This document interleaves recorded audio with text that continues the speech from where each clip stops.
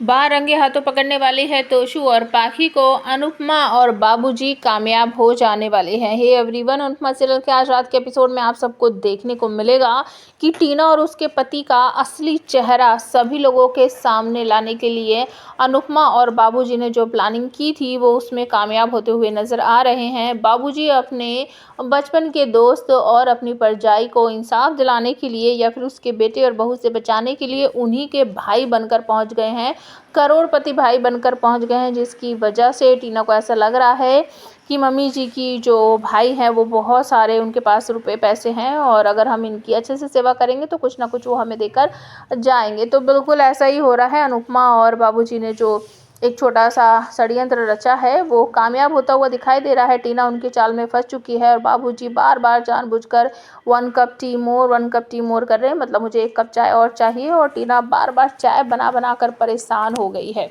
अनुपमा गलती से अपना फ़ोन घर पर ही भूल जाती है और जब वो लोग बाहर जाते हैं तो पीछे से टीना को शक हो जाता है और वो अपने पति से कहती है कि एक बार इनके कमरे में चलते हैं और सब कुछ सामान वगैरह जो है एक बार चेक कर लेते हैं।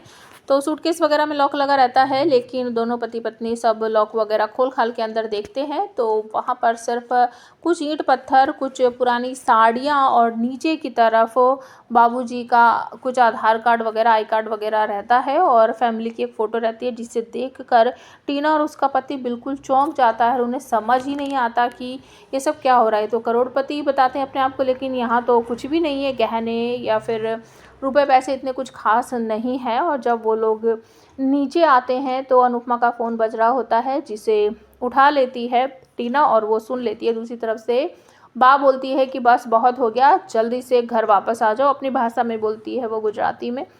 और ये सब सुनने के बाद टीना समझ जाती है कि हमारे साथ बहुत बड़ा धोखा हो रहा है। तभी अचानक से गेट खुल जाता है और टीना कहने लगती है, बहुत अच्छी चाल थी अनुपमा जोशी, हम तो बिल्कुल फंस ही गए। और उसके बाद अनुपमा बहुत बड़ा सा एक लेक्चर सुनाएगी और बहुत सारी डांट लगाएगी और उसके बाद उन दोनों को घसीटते हुए घर से बाहर निकाल देगी और एक बहुत बड़ी सीख देगी कि बच्चा जितना लायक हो उसके लिए उतना ही करना चाहिए। सब कुछ अपना जो आपने कमाया है वो बच्चों के नाम कर देना नहीं चाहिए। अगर वो आपकी सेवा करते हैं तो ही आप उनको कुछ दो, नहीं तो कुछ मत दो। दूसरी तरफ घर में तोशू और पाखी बाबू की जी की जो अलमारी थी वहाँ चेक वेक कर लेते हैं, प्रॉपर्टी के पेपर, घर के पेपर सब कुछ निकाल लेते हैं और बड़े बड़े सपने देखते हैं कि हम यहाँ पर एक बड़ा सा टावर बनवाएंगे, टॉप फ्लोर हम रखेंगे और नीचे की तरफ बेसमेंट में जो होगा वहाँ पर तोशू कहता है कि मैं अपना बड़ा सारा ऑफिस बनाऊंगा प्रॉपर्टी डीलर का। और तभी आ जाती है बा और अपनी चप्पल फेंक कर मारती है, जिसे देखकर चौंक जाता है तोशू और वो कहता है कौन है, तो लीला,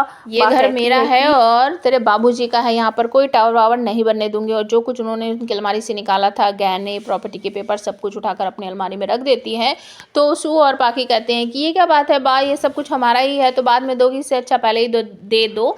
तो बा कहती है कि नहीं, तुम जैसे नालायक बच्चों को मैं कुछ नहीं दूंगी, मैं तो अपनी प्रॉपर्टी में भी लिख कर जाऊंगी कि मेरे बाद मेरे किसी भी रुपए पैसे में तुम्हें कुछ नहीं मिलना चाहिए और अगर ढंग से रहोगे तो ठीक है, नहीं तो अनुपमा मेरे बाद तुम्हें इस घर से निकाल देगी। और अगर चाहते हो कि अभी के अभी मैं ना निकालूं तो यहाँ से जाओ, अपने कमरे में जाओ।